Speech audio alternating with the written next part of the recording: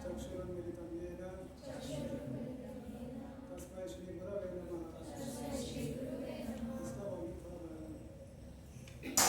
श्रीचैतन्यमनोभीष्टं स्थापितं येन भूतले स्वयं रूपा कदामह्यं ददाति स्वपदं वन्देऽहं श्रीगुरुं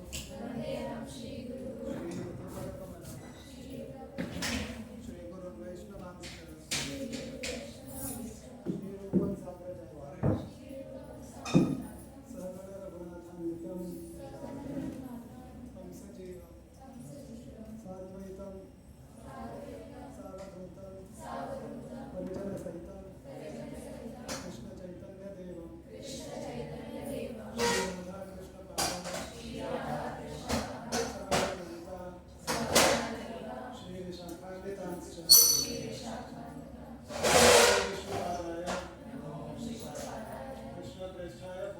कृष्णप्रेष्ठाय भूतले श्रीमते भक्तिवेदान्त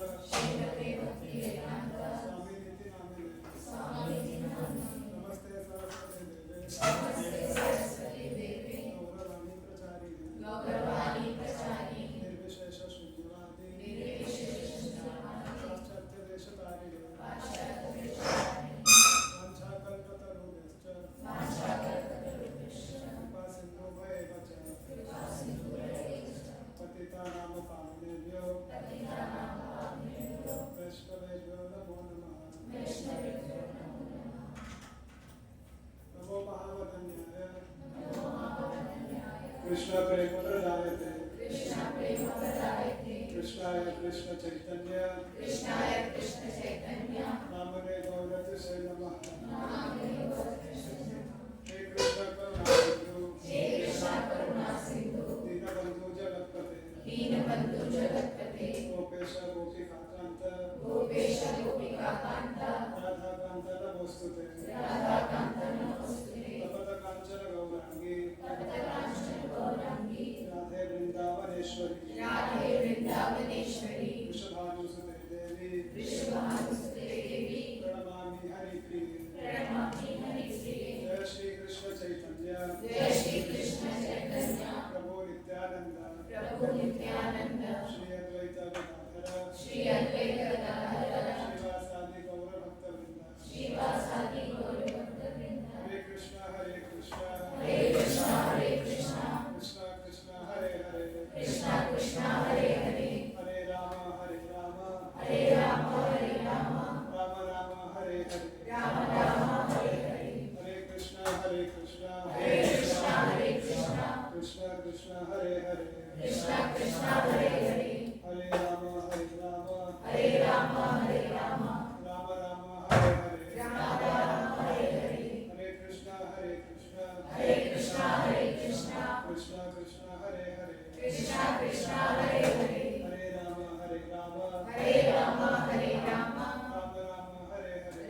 राम हरे हरे।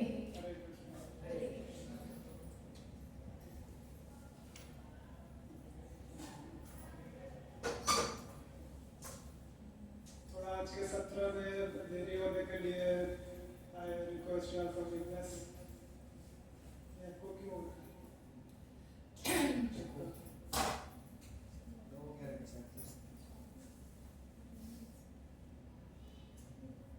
लेकिन इसमें एक चीज फिर अच्छा है,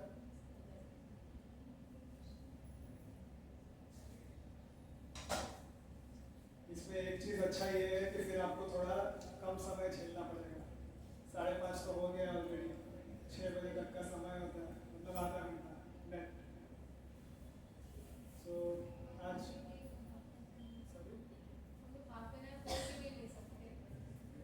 करेंगे, कोशिश करेंगे एक्सटेंड करने का, बट अगर कोई और टाइम को अध्ययन नहीं करता तो इसका मतलब ये नहीं हम भी टाइम अध्ययन नहीं कर रहे। We should always be on time और adhere to the time which has been set. At least I try to do that. So we'll see if we can extend, because the other program which is there goes to 6:30. We will go accordingly. और आज लोग भी अभी थोड़े कम है क्योंकि ज़्यादातर लोग वृंदावन गए हैं वृंदावन यात्रा के लिए। तो उनमें से भी कुछ लोगों ने रिक्वेस्ट किया था कि आज ज़्यादा मत कराना। तो उन्होंने मुझे जो रिक्वेस्ट किया था मैंने भगवान को भी रिक्वेस्ट किया था। तो भगवान ने भी वो सेशन उस हिसाब से लेट कर दिया कि ज़्यादा हो ही नहीं। तो आज सुबह भी एक सेशन था मेरा for the youth program. And youth program का जो सेशन था that session was for doing your duty. Duty के ऊपर सेशन था। सो वो सेशन खत्म होने के बाद आई वाज थिंकिंग कि that topic of doing your duty is equally relevant for us. मतलब इस सेशन में जो लोग आएंगे या आए हैं उनके लिए भी वो टॉपिक उतना ही महत्वपूर्ण है या वो टॉपिक उतना ही एप्लीकेबल है। क्योंकि ड्यूटी या जिम्मेदारी अपनी हर किसी को निभानी पड़ती है। Everybody has to do some or the other activity. So I was thinking कि उस सेशन को ही for the benefit of all repeat करता हूँ मैं थोड़ा सा, and then we will move ahead with whatever our discussion is. So वहाँ पर डिस्कशन का मेन पॉइंट था कि हम अपने जीवन में जितना भी कार्य करते हैं, whatever activity we are doing, या ज़्यादातर एक्टिविटी हमारा कार्य मटेरियल लेवल पे होता है। भौतिक जगत के स्तर पर हम अपना सभी कार्य करते हैं और वे हम भौतिक लेवल पे इसलिए करते हैं क्योंकि हमें वहाँ पर प्रत्यक्ष रूप में यह दिखता है कि इस कार्य को करने से हमें ये फायदा होगा या इस कार्य को करने से हमें ये नुकसान होगा। It is very tangible. In a very tangible form you can experience that the benefit which you are deriving from the activities which you perform. तो हर कोई अपने फायदे और नुकसान के अनुसार भौतिक संसार में कार्य करता है। लेकिन हमारा जो ड्यूटी का जो कॉन्सेप्ट है which I have understood, मैंने उसे जिस प्रकार से समझा है कि हमें अपने जीवन में जितने भी अपनी जिम्मेदारियां निभानी होती हैं वो भौतिक संसार में तो हमारी जिम्मेदारियां होती है। लेकिन अगर हम उसको ओवरऑल स्तर पे देखें तो भौतिक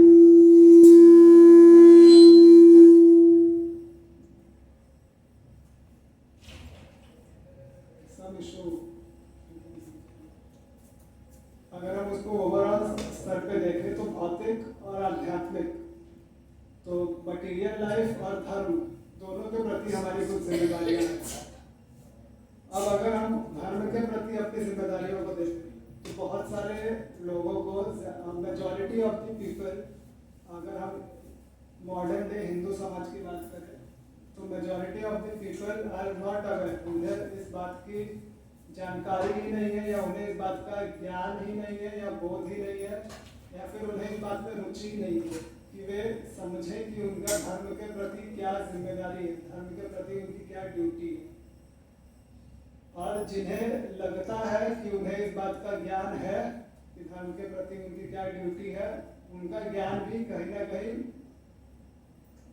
भौतिक संसार के लेवल पर ही होता है। तो अगर हम अभी लेटेस्ट एग्जाम्पल ले, लेटेस्ट त्योहार की बात करें तो जो गणेशोत्सव का हमने त्योहार मनाया है उसके ऊपर चर्चा लास्ट वीक भी किया था कि किस प्रकार से एनवायरमेंट फ्रेंडली है हमारा रिलीजन एंड वो सब डिस्कशन हमने लास्ट वीक किया था। अभी अगर इसी त्यौहार को धर्म के नज़रिए से अगर हम देखते हैं कि जिस प्रकार से इस त्यौहार को या गणेश जी के वर्शिप को, पूजा को हमें जिस प्रकार से मनाना चाहिए उस प्रकार से उसे किया नहीं जाता। त्योहार में या उसके सेलिब्रेशन में कोई दिक्कत नहीं है, आप सेलिब्रेट करिए, लोगों को बुलाइए, मेहमानों को बुलाइए, उसमें जो भी चीज़ें होती है वो सब करिए। लेकिन जब हम इस त्यौहार को या इस धार्मिक उत्सव को केवल एक प्रदर्शनी का माध्यम अगर बना देते हैं तो हम उसके मूल सिद्धांत को खराब करते हैं। और आज के समय में ज़्यादातर जो धार्मिक लोग हुए हैं वे सभी त्योहारों को भौतिक लेवल पर और किसी को दिखाने के हिसाब से ही मनाते हैं। मेजॉरिटी उसमें ऐसा नहीं हो सकता कि कोई भी शुद्ध भक्त नहीं है या कोई शुद्ध भाव से उस त्यौहार को नहीं मना रहा, लेकिन मेजॉरिटी लोग उसे केवल दिखावा करने के लिए मनाते हैं। अब अगर आप विसर्जन की प्रक्रिया को अगर आप देखें तो जो विसर्जन की प्रक्रिया गणेश जी की होती है उसमें हर कोई इसी बात को सिद्ध करने में रहता है कि किस प्रकार से उनके द्वारा किया गया अनुष्ठान दूसरे के अनुष्ठान से श्रेष्ठ है। अब चाहे वो अनुष्ठान का कोई मतलब ना हो, वो अनुष्ठान का अर्थ डीजे बजाना या ट्रक के आगे 50 फोकस लाइट लगा के ड्रम बजाना या ऑरेंज कलर का बड़ा झंडा लेके बस चलना, अगर हम इसे धर्म का स्वरूप मानते हैं तो हम कहीं ना कहीं धर्म को समझने में भटक रहे हैं। और यही चीज जब कोई दूसरा व्यक्ति देखता है तो वो इस बात को देखकर यही कंक्लूड करता है या इसकी निष्कर्ष पे पहुंचता है कि अगर उस धर्म के लोग इसे इस प्रकार से मना रहे हैं तो इसका अर्थ यही हुआ कि इन्हें इसी तरीके से मनाने की ट्रेनिंग दी गई या शास्त्रों में इसी प्रकार से मनाने को कहा गया होगा, तभी ऐसा कर रहे हैं। Because the law is always followed as per the law book. अगर लीगल टर्म्स में देखें तो कोर्ट या कानून उसी तरीके से चलता है जिस तरीके से कानून की किताबों में उसे लिखा गया है। तो अगर हम किसी त्योहार को किसी तरीके से मनाते हैं तो सामने वाला यही समझेगा कि इसी तरीके से कहा गया होगा या इसी तरीके से लिखा होगा, तभी लोग मना रहे हैं। तो हमारे द्वारा किए गए हर कृत्य का या हमारे द्वारा किए गए हर एक्शन का देयर इज सम और the other implication which another person who is viewing as a third party may take it. तो हमारी धर्म के प्रति यह ड्यूटी बनती है कि हम धर्म का प्रचार अगर कर रहे हैं या हम किसी धार्मिक अनुष्ठान से जुड़े हैं तो अगर हम उसका सही तरीके से प्रचार नहीं कर सकते तो उसका दुष्प्रचार भी न करें या किसी के मन में उसके प्रति दुर्भावना को पैदा ना होने दें, क्योंकि एक व्यक्ति के मन में अगर दुर्भावना आती है तो वो जाके आगे और 10 लोगों को ज्ञान प्रदान करता है। और बहुत है हिंदू समाज में ये देखा गया है कि people take it very lightly. हमें कुछ फर्क नहीं पड़ता बिकॉज हमारे लिए हमारे इंद्रिय तृप्ति ज़्यादा महत्वपूर्ण है। हमारे लिए दूसरे सोसाइटी के सामने तेज बैंड बजा के प्रोसेशन ले जाना ज़्यादा महत्वपूर्ण है। हमारे लिए अपना झंडा ज़्यादा ऊंचा लगाना ज़्यादा महत्वपूर्ण है।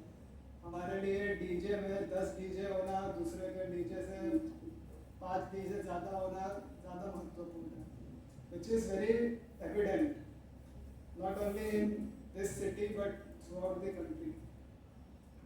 तो अगर हमें धर्म के प्रति अपनी ड्यूटी को समझना है तो हमें इस बात पे भी गौर करना होगा कि हम उसे कैसे समझें। तो उसे समझने का सबसे सरल, सबसे प्रामाणिक और सबसे आसान उपाय है कि हम धर्म ग्रंथों से इसे समझने का प्रयत्न करें, और उसमें भगवत गीता हमारा बहुत हद तक हमारी मदद करता है। अभी ये तो हो गया कि गणेश उत्सव का बात, जहाँ पे एक हमें उदाहरण मिलता है प्रत्यक्ष ही हमें किस प्रकार से मनाना चाहिए या किस प्रकार से उस पर कदम उठाने चाहिए। अब दूसरा, अगर हम एज फॉलोअर्स, एज अनुयायी, if we are not strict, तो लड्डू जैसी दुर्घटना होना बहुत ही आम सी चीज है, जो अगर लोग पॉइंट में समझ जाए तो अच्छा है। तो ऐसी दुर्घटना हमारे साथ होना भी बहुत आम सी चीज़ है, उससे ज़्यादा फर्क नहीं पड़ना चाहिए, क्योंकि हमने कभी उसके प्रति ध्यान ही नहीं दिया या अब भी हमें कोई फर्क नहीं पड़ता, क्योंकि हमारे साथ नहीं हुआ। जब मेरे गले पे तलवार आएगा तब, या मेरे ऊपर मुसीबत आएगा तब मैं देखूंगा। So as a community we have to think कि हम क्या कर रहे हैं, हम किस चीज़ पे कैसे रिएक्ट करते हैं, ये हमारे लिए क्या महत्वपूर्ण है और क्या महत्वपूर्ण नहीं है। ये हमारी ड्यूटी है, हमारी जिम्मेदारी है धर्म के प्रति। क्योंकि अर्जुन भी जब युद्ध भूमि में युद्ध करने के लिए आया था, तो अर्जुन के लिए युद्ध भूमि में धर्म था युद्ध करना। तो जब अर्जुन ने भगवान से कहा कि मैं युद्ध नहीं करूँगा क्योंकि मेरे परिवारिक जन ही सामने खड़े हैं, तो वहाँ पर अर्जुन अपने धर्म का पालन करने से पीछे हट रहा था। तो जब भी कोई मनुष्य अपने धर्म का पालन करने से पीछे हटता है, उस समय पर भगवत गीता का रोल वहाँ पर आता है। क्योंकि आज हम भी अर्जुन के जैसी परिस्थिति में ही हैं, हमारी परिस्थिति कोई अलग नहीं है। क्योंकि यहाँ पर जो कुरुक्षेत्र का वॉर है, कुरुक्षेत्र का युद्ध बताया गया है, हम भी अपने जीवन में किसी न किसी प्रकार का युद्ध तो कर ही रहे हैं। या तो ऑफिस में कर रहे हैं, या तो अपने सोसाइटी में, या तो अपने समाज से, या अपने मन से। किसी न किसी से किसी न किसी प्रकार का युद्ध तो हमारा हमेशा चलता ही रहता है। तो इसीलिए दिस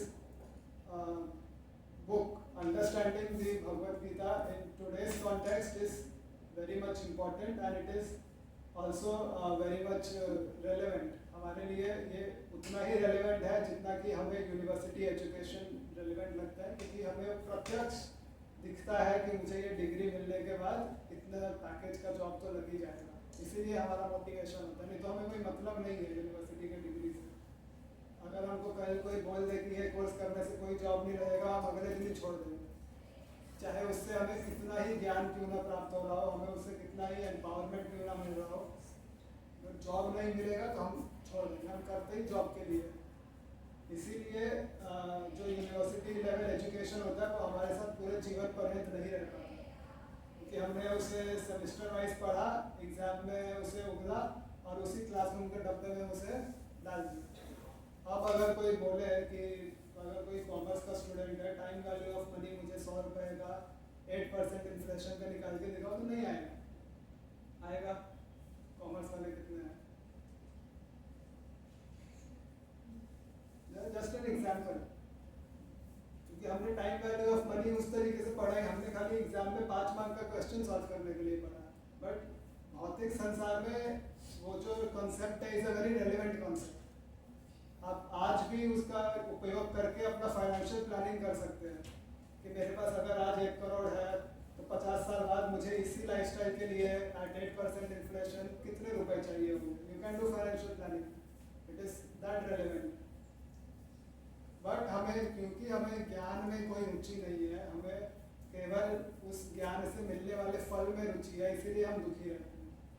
क्योंकि knowledge is set to empower, चाहे वो भौतिक नॉलेज हो या स्पिरिचुअल नॉलेज हो, it empowers you in its own way. Material knowledge will empower you to gain material satisfaction, spiritual knowledge will empower you to gain the spiritual satisfaction. But हमें satisfaction से कोई मतलब नहीं, हमें सिर्फ फल से मतलब है। और जब हम फल में केवल रुचि रखते हैं तो हमें दोनों प्रकार के फल में फिर रुचि होनी चाहिए, वो अच्छा मिले तब भी या वो बुरा मिले तब भी। लेकिन वहाँ भी हम यह सोचते हैं कि केवल अच्छा वाला मुझे मिले, जो खराब वाला है वो मैं किसी और के सिर पे डाल दूँ, या मुझे तो कम से कम ना मिले। किसी और के सिर पे डालो या ना, मुझे तो कम से कम नहीं मिलना चाहिए। तो हमारे पूरे जीवन में जितनी भी दिक्कतें आती हैं वो केवल हर चीज के फल को भोगने की आशा रखने से आती है। और भगवत गीता का जो सबसे इम्पोर्टेंट सूत्र है वो यही है कि हमें जो भी हम कार्य कर रहे हैं, जो भी हम अपनी ड्यूटी कर रहे हैं, उसे करना तो पूरे मन से है, उसका फल भी कुछ ना कुछ मिलेगा, चाहे अच्छा या बुरा। लेकिन केवल फल प्राप्ति की आशा से हमें कार्य नहीं करना चाहिए। अगर केवल फल प्राप्ति की आशा से आप कार्य करते हैं तो आप जीवन में कभी कुछ बहुत ग्रेट नहीं कर पाएंगे। इसका अगर मैं प्रैक्टिकल एग्जांपल भी दूं तो जितने भी लोग विश्व में ऐसे हुए हैं जिन्होंने किसी प्रकार की क्रांति लाई है, उन्होंने कभी केवल अपने लिए कार्य नहीं किया। एग्जाम्पल अगर हम साइंटिस्ट का लें, जितने भी साइंटिस्ट हुए, आर्यभट्ट हुए या फॉरेन में आइंस्टाइन हुए, उन्होंने अपना पूरा जीवन लगा दिया किसी चीज़ की खोज करने में जिसका फल उन्होंने स्वयं कभी नहीं भोगा। लेकिन क्योंकि वे उस फल के प्रति आसक्त नहीं थे, इसीलिए उसका आनंद या उसका उपयोग हम कर पा रहे हैं। तो अगर किसी ने निरासक्त होकर कोई कार्य किया है, उसी के कार्य के फल को फिर विश्व ने याद रखा है। या कोई सोल्जर बॉर्डर में, वे कभी अपने बारे में सोचकर युद्ध नहीं करता, इसीलिए उसके जाने के बाद उसे पूरा देश नमन करता है, क्योंकि उसने निस्वार्थ कार्य किया। हमारे जीवन में हमारे साथ या हमारे लिए ऐसा कभी नहीं होगा, क्योंकि हम निस्वार्थ कार्य करने में विश्वास ही नहीं रखते। ये चीज़ें मैं अपने निजी अनुभव से ग्रंथ का आश्रय लेके जो मुझे रियलाइजेशन हुआ वही मैं शेयर करने का प्रयत्न कर रहा हूँ कि अगर आप निस्वार्थ कार्य करेंगे तभी आप जीवन में कुछ ऐसा उपलब्ध कर पाएंगे जिससे कि विश्व आपको याद रखे। अब प्रभुपाद जी का ही उदाहरण ले लीजिए। 70 वर्ष की आयु में प्रभुपाद जी को कोई आवश्यकता नहीं थी अमेरिका जाकर इतना कष्ट सहकर इस्कॉन की स्थापना करने की, लेकिन वे निस्वार्थ भाव से यहाँ से गए अमेरिका, कष्ट सहन करके उन्होंने इस्कॉन की स्थापना की, केवल अपने गुरु के आदेश को सिद्ध करने के लिए। और आज हम श्रील प्रभुपाद को आज भी याद करते हैं, आज भी उन्हें पूजते हैं और आज भी उनके ग्रंथों का अध्ययन करते हैं, क्योंकि उन्होंने निस्वार्थ भाव से कार्य किया। ऐसे कई एग्जाम्पल आपको मिल जाएंगे। तो हमें जब हम इस ग्रंथ को पढ़ रहे हैं, इस ग्रंथ में कई बार भगवान ने बोला है कि लाभ और हानि की परवाह किए बिना, जय और पराजय की परवाह किए बिना, सुख और दुख का परवाह किए बिना अर्जुन तुम युद्ध करो। तो अगर हम अर्जुन को रिप्लेस करके अपने आप को वहाँ पे रखते हैं तो हमारे लिए भी सेम चीज़ एप्लीकेबल है। लेकिन दिक्कत सिर्फ ये आता है कि हमारे से वो कार्य होता नहीं है। क्यों? क्योंकि हम अर्जुन की तरह श्री कृष्ण पर आश्रित नहीं है, या हम अर्जुन की तरह गुरु कृपा पर आश्रित नहीं है। और जब तक हम आश्रित नहीं होंगे, हम किसी के आश्रय में नहीं होंगे, हम हमेशा एंजाइटी में रहेंगे। We will always be under stress. एक और एग्जांपल अगर मैं दूं, you will be able to relate. जब आप स्कूल में थे या जब आप जॉब करने आ गए, तो अगर आप अपने दोनों लाइफ टाइम को अगर कंपेयर करेंगे तो स्कूल लाइफ में you have less stress. School life में स्ट्रेस तो होता ही नहीं, क्योंकि आपके यूनिफॉर्म की चिंता आपको नहीं करनी, आपके स्कूल फीस की चिंता आपको नहीं करनी, आपके टिफिन की चिंता आपको नहीं करनी, शूज़ का चिंता, सॉक्स का चिंता, शू पॉलिश हुआ कि नहीं, नोटबुक आया कि नहीं, नोटबुक पे कवर हुआ या नहीं, बस का आया कि नहीं, टिफिन बना या नहीं, सुबह उठाया, कुछ नहीं आपको करना। आपको सिर्फ माँ रो पीट के उठा देगी, रोते रोते यूनिफॉर्म पहना देगी, रोते रोते नहला देगी, बाल बना के बस में बिठा देगी और स्कूल चले जाना। करेक्ट? यहाँ पर ऐसा हमें टेंशन क्यों नहीं है? क्योंकि हम पूर्णतः अपने माता पिता पर आश्रित हैं, और क्योंकि हम उन पे आश्रित हैं, वे इस बात को समझकर हमारी पूरी जिम्मेदारी उठाते हैं, और जो भी कार्य या जो भी चीज़ हमारे लिए श्रेयस्कर है, उस चीज़ को वो पूरी मेहनत से हमें देने का प्रयत्न करते हैं। वही जब हम जॉब लाइफ में आ जाते हैं, सो वी आर इंडिपेंडेंट। अब हर तरीके का स्ट्रेस हमारे ऊपर है। महीने का जब पगार आएगा तो कपड़े भी खरीदना है, मूवी देखने जाना है, नेटफ्लिक्स का रिचार्ज करना है। अब हमारे ऊपर 50 तरीके के टेंशन है, क्योंकि हमें बॉस को भी खुश रखना है, गर्लफ्रेंड को भी खुश रखना है, बॉयफ्रेंड को भी खुश रखना है, हर तरीके के सब्सक्रिप्शन भी है, घर में भी कुछ करना है इधर, क्योंकि अब हम आश्रित नहीं हैं, अब हम आश्रय से बाहर आ गए हैं। तो जब तक आप किसी पर आश्रित रहेंगे या जब तक आप किसी के आश्रय में रहेंगे, तब तक जिसके आश्रय में आप हैं उसकी जिम्मेदारी बनती है कि वो आपकी रक्षा करे या वो आपको उस प्रकार की सहूलियत प्रदान करे। करेक्ट? वेरी नेचुरल और स्वाभाविक है। अगर आपके आश्रय में कोई दुखी कोई आ जाता है तो आप दया के भाव से उसकी कोई ना कोई मदद तो कर ही देंगे। अभी के समय में हमारे साथ दिक्कत यही हुआ है कि हम अपने आप को इतना इंडिपेंडेंट समझते हैं कि हम किसी का आश्रय लेने के लिए तैयार नहीं है। और इस भगवत गीता ग्रंथ को समझने के लिए शरणागति is the most basic criteria. क्योंकि अर्जुन ने भी भगवान की शरणागति को ग्रहण किया था, तो 2.7 वर्ष है।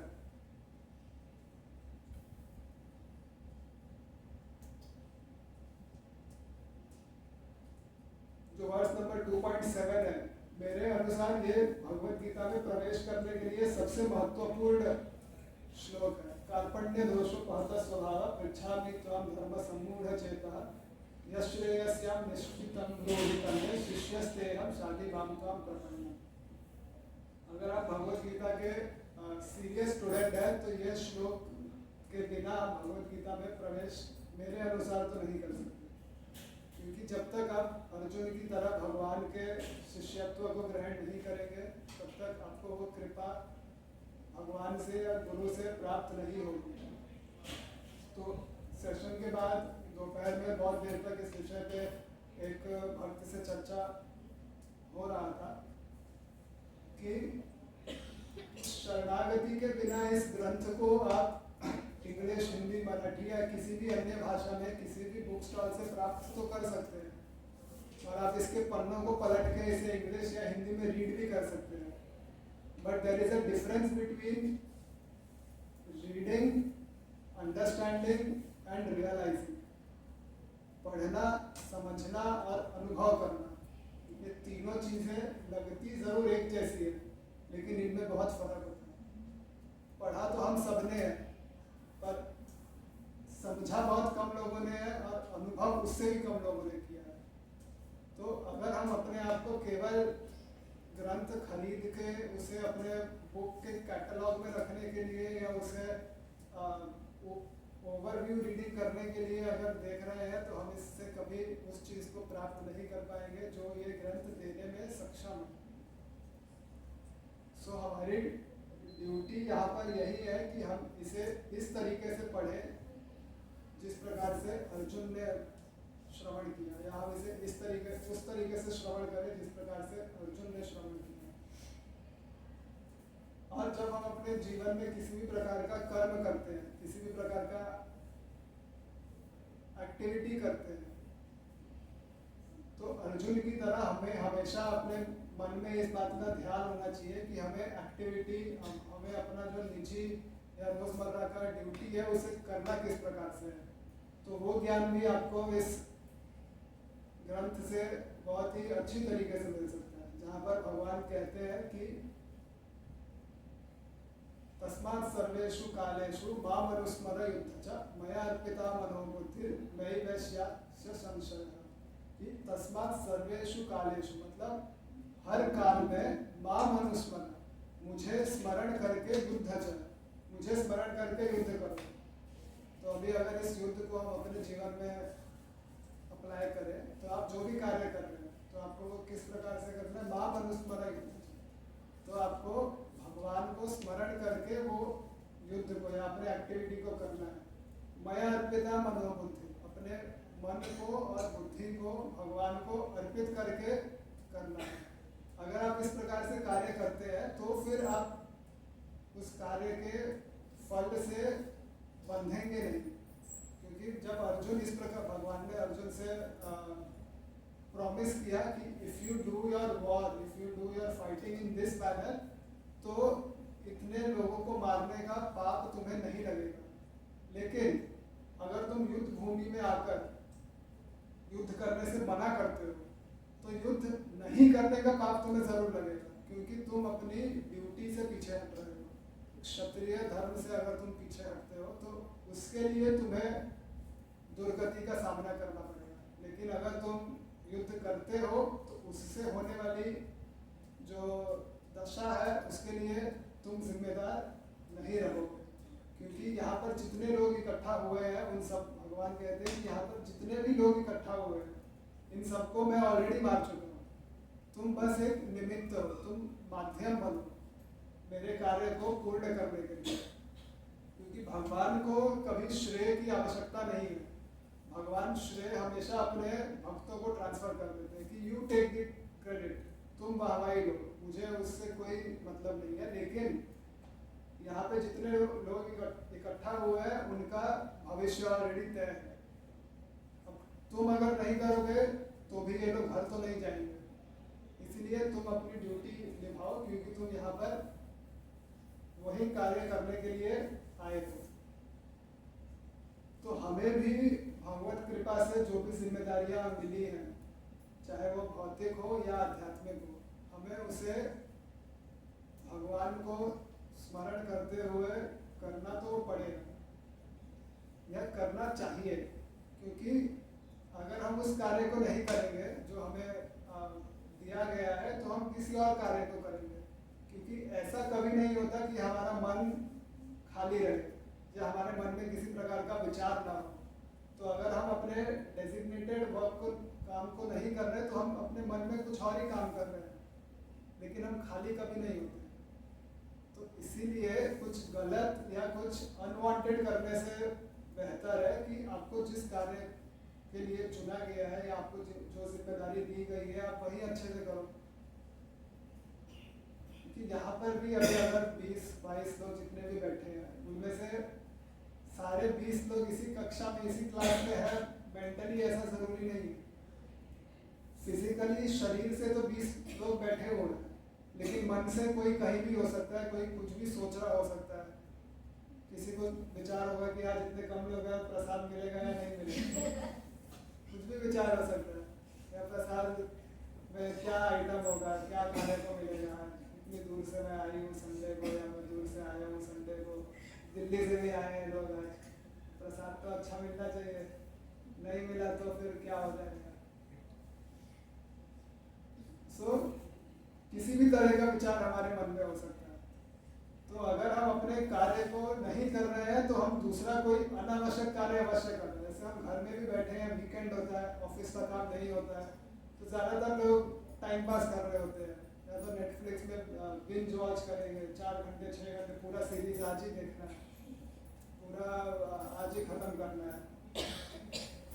ऐसा कुछ ना कुछ अनवांटेड कार्य तो हम कर ही रहे होते, खाली तो हम कभी नहीं होते। या तो सोए रहे, सो जाते, रात को 8 बजे सोए, सुबह 10-12 बजे तक सो ही रहे, उसके बाद उठेंगे, फिर 2 घंटा इधर उधर घूमेंगे, फिर ब्रश करेंगे, फिर नहाएंगे, फिर लंच के टाइम पे ब्रेकफास्ट करेंगे, शाम के नाश्ता के टाइम पे लंच करेंगे, फिर रात को 1 बजे डिनर करेंगे, उसमें भी डिनर करने कहीं बाहर चले जाएंगे। तो क्योंकि हम खाली तो बैठ नहीं सकते, हमारा मन ऐसा है नहीं कि खाली बैठा रहेगा, कुछ ना कुछ कार्य हमसे जरूर करवाएगा। तो लास्ट वीक भी डिस्कशन में आया था कि अगर आपको कर्म योग करना है या आपको कर्म योगी बनना है, so the most important thing before starting yoga is to control your mind. आपको अपने मन को सबसे पहले एकाग्र करना होगा, या आपको अपने मन को सबसे पहले कंट्रोल करना होगा अगर आप योग क्रिया में प्रवेश करना चाहते हैं। जस्ट प्रवेश करने के लिए आपके माइंड पे कंट्रोल होना चाहिए। तो उस हिसाब से तो अगर देखा जाए तो हम प्रवेश भी नहीं कर सकते। अगर ये रूम योग साधना का कक्ष है, तो हम दरवाजे पर भी नहीं आ सकते, दरवाजे से भाग आएंगे हम, क्योंकि हमारा तो मन पे ही कंट्रोल नहीं है। लेकिन हम यूट्यूब पे देख के लेफ्ट नाक राइट नाक रोज करते हैं। तो वो एक्सरसाइज जरूर है, वो हमारे शरीर को फायदा भी देगा टू सम एक्सटेंट। आपके शरीर में अगर कोई दिक्कत होगी तो उसे ठीक भी कर देगा, लेकिन उसका जो एंड रिजल्ट है भगवत प्राप्ति या ईश्वर की प्राप्ति, वो हमें कभी नहीं होगा, क्योंकि हम उस प्राणायाम को या उस योग को शरीर के लेवल पर ही कर रहे हैं। और हमें सच कहे तो हमें भगवत प्राप्ति योग के द्वारा करने की इच्छा भी नहीं, हमें इंटरेस्ट भी नहीं। हम योग, हमारा इंटरेस्ट बस अपनी वो बीमारी को ठीक करने जितना ही योग में इंटरेस्ट है। अगर ऐसा कोई योगासन हम कर ले जिससे नस में दर्द होने लग जाए, तो अगले दिन ही हम बंद करके योग को गाली के देने लगेंगे, ये कैसा आसन बताया, मेरा तो बीमारी बढ़ गया।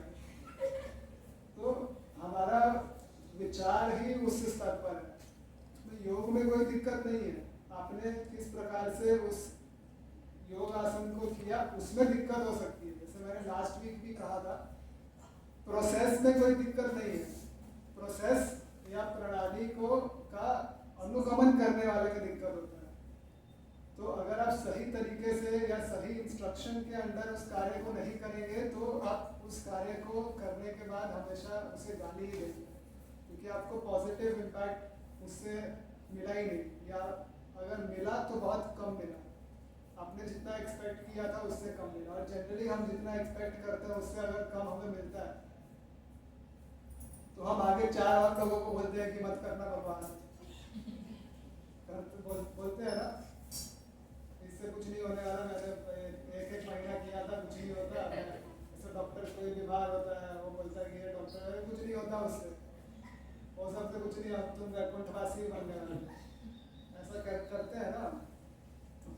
हम अपने रियलाइजेशन या अपने अनुभव के ऊपर कंक्लूजन्स निकालते हैं, दूसरे को भी डराते हैं या दूसरे तक वो उस चीज़ को फैलाते हैं, अपने मिसअंडरस्टैंडिंग या अपने हाफ अंडरस्टैंडिंग या अपने रॉन्ग अंडरस्टैंडिंग को। तो ये सब हम जितने भी हम कार्य करते हैं, ये सब चीज़ें हम डेली लाइफ में करते हैं, ये सब हमारी ड्यूटी में आते हैं, ये सब हमारी जिम्मेदारी है कि अगर हमें किसी चीज़ का सही ज्ञान नहीं है तो हम उस पर बोलने से बचें, या तो जितना ज्ञान है उतना ही बोले। अगर कोई चीज़ हमारे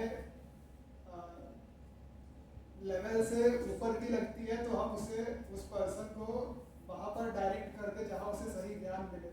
अब मुंबई में ये चीज़ बहुत कॉमन है, जैसे रोड पे कोई रास्ता पूछता है, हमें नहीं भी पता होगा, हम कुछ ना कुछ बताएंगे जरूर, करेक्ट? इधर से लेफ्ट चले जाओ, उधर से राइट चले जाओ, फिर वो आके एक बार मेरे से एक आदमी पूछता है मुझे ये सिग्नल पे जाना, मैं बोला आगे, वो तो बोला पीछे है। ऐसा होता है ना, कुछ ना कुछ ज्ञान हमें ज्ञान देने में इतना मजा आता है कि नहीं पता है तो भी देंगे। तो मेरे से पूछ लिया तो कुछ तो बोलना पड़ेगा, तो मैं बेवकूफ साबित हो जाऊँ। बस नंबर होता है, ये बस नंबर उधर जाएंगे क्या? हाँ बोल के हम भीड़ में चला जाएंगे, होता है ना। मतलब हंस रहे, मतलब सबसे हुआ है ऐसा, इस प्लेटफॉर्म पर ट्रेन आएगी नहीं उस पर आएगी, फास्ट होकर कहाँ आती है उधर आती है। हम रोज करते हैं, ज्ञान देते हैं लोगों को अननेसेसरी, करेक्ट? तो ये सब हमारी जिम्मेदारी है, ये सब हमारी ड्यूटी है, बिकॉज आपके द्वारा कहे गए किसी न किसी शब्द से या किसी न किसी वाक्य से किसी दूसरे को फायदा या नुकसान दोनों हो सकता है। आपने किसी को गलत मार्गदर्शन कर दिया तो उसका बहुत नुकसान भी हो सकता है, इस बात का हमें हमेशा ध्यान रखना चाहिए। या अगर आपने किसी को कोई सही चीज़ बता दी, अब सही चीज़ अगर 100 लोगों को बताई जा रही है तो ऐसा हो सकता है कि उसमें से 100 में से कोई एक ही उसे इतनी अच्छी तरह से अपना ले कि उसके लाइफ में परिवर्तन आ जाए, बाकी 99 लोग तो ऐसे ही बैठे रहेंगे। लेकिन हमारे द्वारा किए गए हर कार्य का कोई ना कोई असर जरूर होता है। न्यूटन का लॉ है, for every action there is an equal and opposite simultaneous reaction. तो हम जो भी एक्शन करते हैं उसका कोई ना कोई रिएक्शन जरूर होता है, भले हमें अनुभव ना हो, लेकिन रिएक्शन हुआ जरूर है या कहीं ना कहीं होगा जरूर। तो हमें हमेशा अपने हर कार्य को करते समय उसके होने वाले रिजल्ट का ध्यान रखना चाहिए, if it is related to the other person. अब यहाँ पर रिजल्ट शब्द का अगर मैं उपयोग कर रहा हूँ तो लोग बोलेंगे अभी तो आपने बोला रिजल्ट के ऊपर मत ध्यान दो, लेकिन वो रिजल्ट अलग है। आपके एक्शन से अगर किसी को फायदा या नुकसान हो रहा है तो that is a different thing, और यहाँ पर आप जो कर्म करने का जो रिजल्ट आ रहा है that is a different thing. अब 2 पॉइंट, अब ये वाला श्लोक ही चलो सामने खुला है, या फिर अगर हम अपना लास्ट टाइम का श्लोक देखें जहाँ पे हम रुके थे, यहाँ पर हम रुके थे लास्ट वीक। अभी ये वाला जो वर्स है वैसे देखने में लगेगा कि ये 6.7 है, ये वर्स हमने लास्ट टाइम पहली बार किया था, लेकिन इस वर्स में जो कंसेप्ट है ये चौथी बार आ रहा है, तीसरी या चौथी बार आ रहा है। कोई इस बात को रिलेट कर पाएगा? 1 to 6, ये 6 चैप्टर है ना, तो 1 to 5 चैप्टर में ये कॉन्सेप्ट तीसरी 3 या 4 बार आ चुका है। इसमें ऐसे 2 शब्द हैं जो 3 या 4 बार आए हैं with in different forms.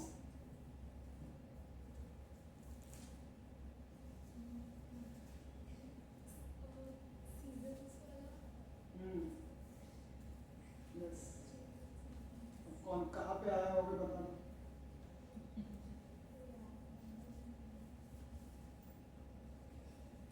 Season वाला, करेक्ट। कौन कौन था? यस, सीजन वाली बात है, आपको हमेशा ठंड लगता रहता है इसलिए आपको याद है सीजन इम्पैक्ट की। ठीक, तो ये वाला जो वर्ष है इसमें जो 2 शब्द आए हैं, शीतोष्ण सुख दुखेषु, यहाँ पर भगवान अर्जुन से वापस कह रहे हैं कि सुख दुख का सोचे बिना या लाभ हानि का सोचे बिना, शीत और उष्ण यानी हीट एंड कोल्ड के बारे में सोचे बिना, और सुख और दुख हैप्पीनेस और डिस्ट्रेस के बारे में सोचे बिना तुम अपने मन के ऊपर कंट्रोल करके कार्य को करो, मतलब युद्ध को करो। 5th चैप्टर में किधर है?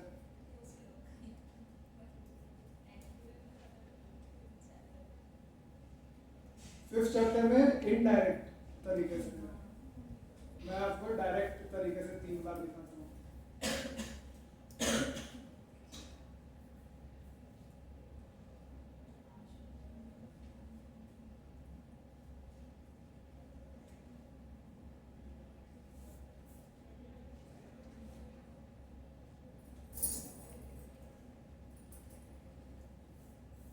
योगस्थ कुरु कर्माणि संघ त्यक्त्वा धनंजय सिद्धय असिद्धयो समो भूत्वा। यहाँ पर भी भगवान अर्जुन से फिर वही कह रहे हैं कि सिद्धि या असिद्धि, या तुम जीतो या हारो, दोनों सिचुएशन में सम रह के इस कार्य को करो। It is a similar concept कि सुख दुख का सोचे बिना तुम कार्य करो। यहाँ पे भगवान कह रहे हैं कि सिद्धि या असिद्धि को सोचे बिना तुम इस कार्य को करो। 38 सुखा दुखे समय कृत्वा। यहाँ पर भगवान फिर कह रहे हैं अर्जुन से कि सुख और दुख में सम रहकर इस कार्य को करो, यानी युद्ध को करो।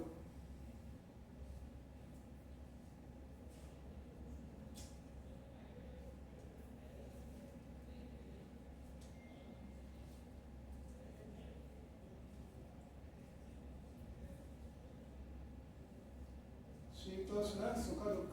यहाँ पर भगवान फिर अर्जुन से कह रहे हैं कि हमारे जीवन में जितने भी कार्य हैं, मात्र स्पर्शास्तु कौन्तेय शीतोष्ण सुख दुखदा आगमा पाइनो अनित्य स्थानस्थितिस्व भारत, कि हमारे लाइफ में जितने भी एक्टिविटीज है इज लाइक दी सीजन, वो गर्मी और शीत और सर्दी और गर्मी के अनुसार के तरह है। इट विल कम, आगमा उसका आगमन होगा, अपाइनो वो आएगा जाएगा, अपाइनो अनित्य एंड इट इज अनित्य, इट इज टेम्पररी। जैसे मौसम होता है, कभी बरसात है, कभी ठंड है, कभी गर्मी है, आते या जाते हैं, वैसे हमारे जीवन में जितने भी सिचुएशन है वो आएंगे, थोड़े टाइम रहेंगे और फिर चले जाएंगे। तो हमें क्या करना है? उसे टॉलरेट करना है या उसका सामना करना है। तो यहाँ पर अगेन भगवान ने उस चीज को रिपीट किया है। उसके बाद 2.15 में सम दुखा सुखम धीरम, भगवान फिर कह रहे हैं कि सुख और दुख में सम रहो। जो लोग सुख और दुख में सम रहते हैं वही धीर कहलाते हैं। धीर यानी स्टेबल, इनडायरेक्टली योगी।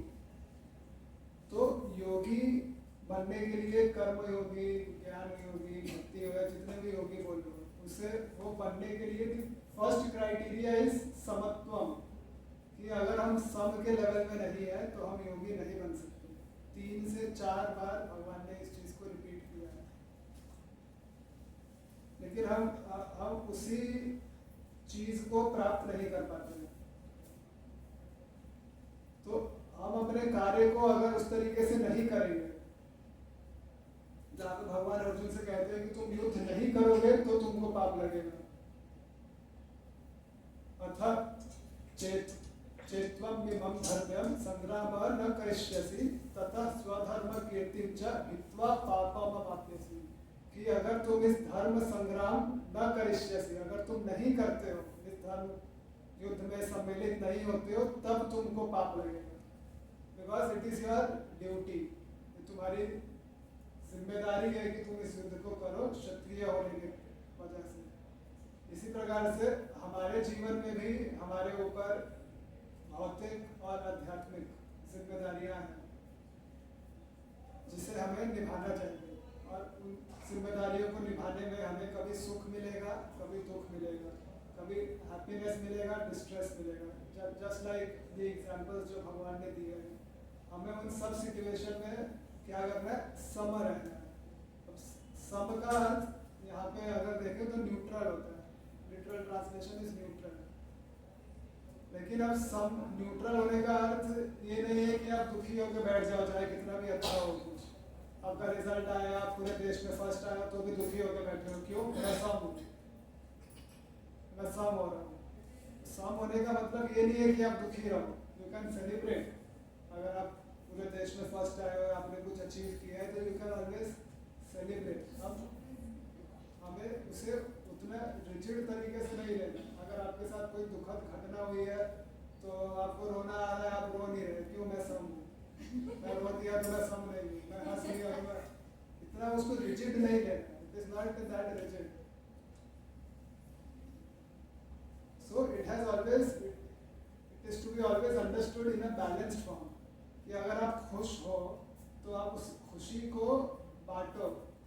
एक होता है खुश होना, एक होता है खुशी से पागल होना। Trying to explain, क्योंकि हमारे स्कूल में ऐसा हुआ था, मेरा पर्सनल इंसिडेंस है। स्कूल में जब 10th स्टैंडर्ड में थे तो फेयरवेल होता है। स्कूल में एक लास्ट डे होता है, प्रीलिम एग्जाम वगैरह सब हो जाता है, तो लास्ट डे, उसके बाद फेयरवेल होगा। तो वो लास्ट डे पे सब बच्चे इतने खुश थे, इतने ज़्यादा खुश हुए, लड़के खासकर, वो जाके दूसरे लड़कों का शर्ट फाड़ दे। अब कल से मुझे यूनिफॉर्म नहीं पहनना है। अरे ठीक है, तो तुम कपड़ा क्यों फाड़ रहे हो? यूनिफॉर्म नहीं पहनना है, ठीक है, पर उस तरीके से हमें खुशी जाहिर नहीं करनी, और दुखी भी नहीं रहना है कि अरे तो क्या स्कूल का लास्ट डे है, क्या। तो it has to be having a balanced approach. Just एक एग्जांपल, रियल एग्जांपल था आपको समझाने के लिए। तो हमें चीजों को उस तरीके से देखना है। अभी अगर हम इस अध्याय की बात करें तो यहाँ पे हम 7th वर्स तक तो वैसे डिस्कस कर चुके हैं। उसके बाद हमें 8th वर्स से डिस्कशन करना है।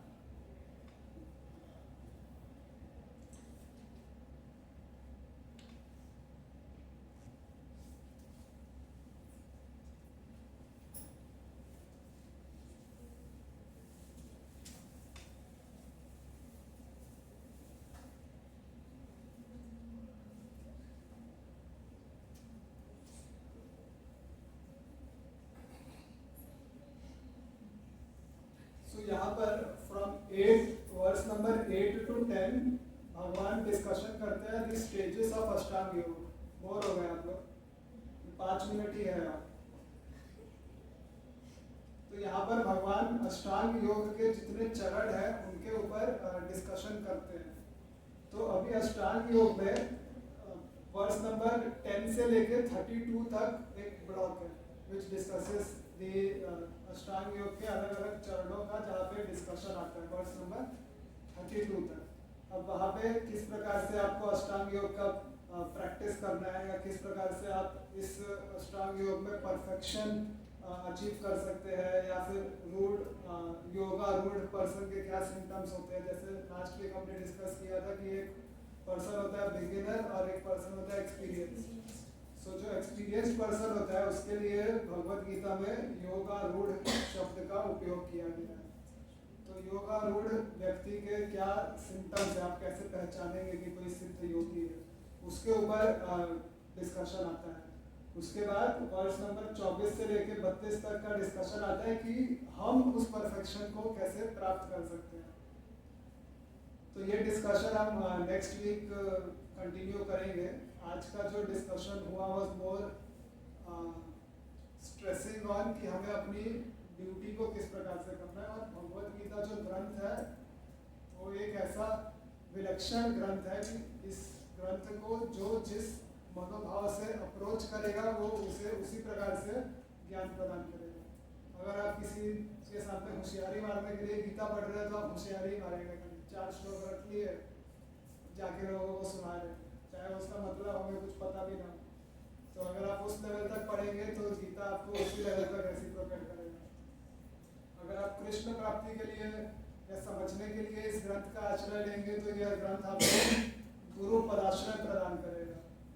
अगर आप इस ग्रंथ को शोपीस रखने के लिए यूज करेंगे तो वो शोपीस ही रह जाएगा। तो ये हमारे ऊपर निर्भर करता है कि हम इस ग्रंथ का उपयोग किस प्रकार से करना चाहते हैं और कब करना चाहते हैं। तो बाकी का जो डिस्कशन है हम लोग नेक्स्ट संडे कंटिन्यू करेंगे। If anybody has any question और फीडबैक तो देन वी कैन।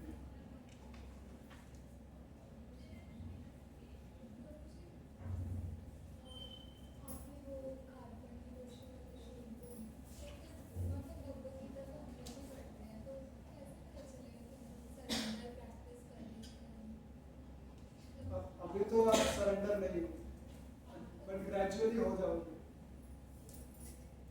तो अभी if you are doing a mechanical reading that is okay, but अगर आपके मन में इस प्रकार का भाव है कि इस ग्रंथ के थ्रू मुझे सरेंडर होना है तो then you will get that eventually.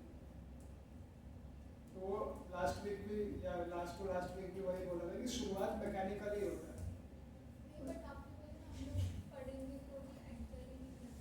हाँ, तो एंट्री करने के लिए आपको मौका मिलेगा ना। आप शुरू जैसे आप स्कूल में ABCD पढ़ना शुरू करते हो उस समय आपको इंग्लिश नहीं आता, लेकिन आप मैकेनिकली ABCD पढ़ना शुरू करोगे तो आपको इवेंचुअली इंग्लिश आ जाएगा, बिकॉज आप उसे उस तरीके से पढ़ रहे हो या आपके मन में इच्छा है कि ultimately I should be able to speak fluent English और any other language, so that comes.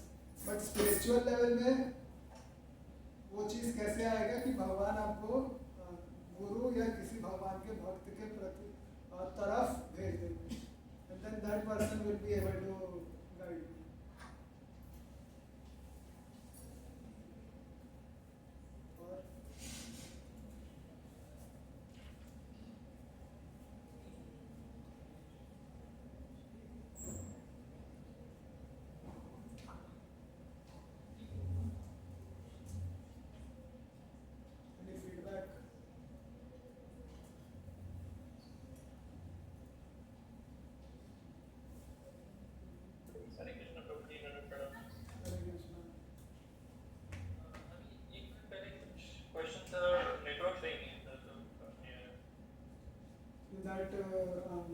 माता जी वाज आस्किंग कि हम शरणागत हो गए हैं, ये हमें कैसे पता चलेगा।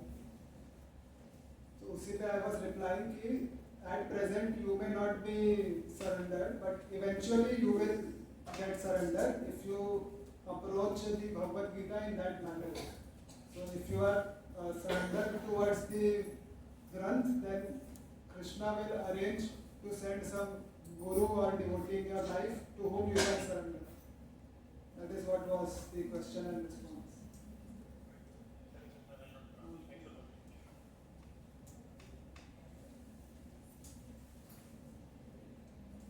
ठीक है, if no question then we will conclude. Hare Krishna.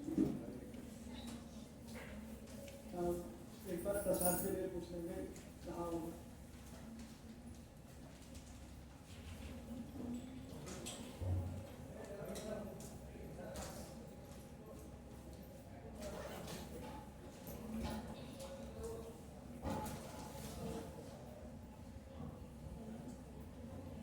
There is this help desk पे थोड़ा जप सेवा है, अगर कोई जाना चाहे तो जाके कर सकता है। इस फॉर अस मालूम नहीं है जपा सेवा at the help desk. If anybody after the prasadam wants to go can go and do it. That seva is there till 8:30 को हेल्प डेस्क जपा वाला बंद होता है, तो आप वहाँ पे जाके सेवा कर सकते हैं। Prasadam is just outside the hall, we can move forward. जी का धन्यवाद करेंगे। हरे कृष्णा हरे कृष्णा कृष्ण कृष्ण हरे Ram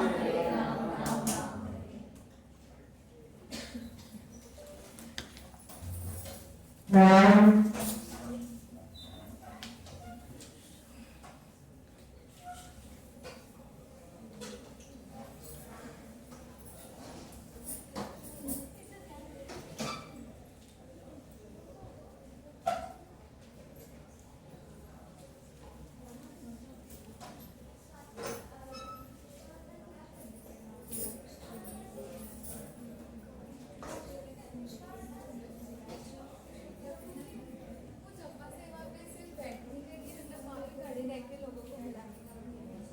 encourage them to do it.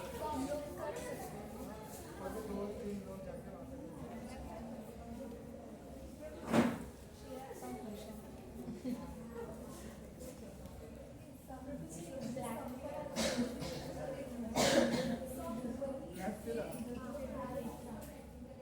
मोती तिलक की जनरली होता है जो वृंदावन के रथ से बनता है।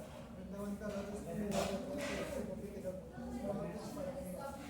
जो ब्लैक वाला तिलक होता है वो अगर मुझे जानकारी है वो राधा रमन जी की जो परंपरा है, गोपाल भट्ट गोस्वामी जी की जो परंपरा है उसमें ब्लैक कलर का तिलक होता है, उसमें जिसको श्री जी बोलते हैं, तो वो लोग उसका इस्तेमाल करते हैं। जस्ट अ वेरिएशन संप्रदाय का डिफरेंस है सर। संप्रदाय का डिफरेंस नहीं, वो गोपाल भट्ट गोस्वामी महाराज के दिले ये अलग-अलग संप्रदाय के लोग अलग-अलग तिलक लगाते हैं क्या? डिपेंड उनके फिलोसफी के ऊपर निर्भर करता है, वो अपने फिलोसफी के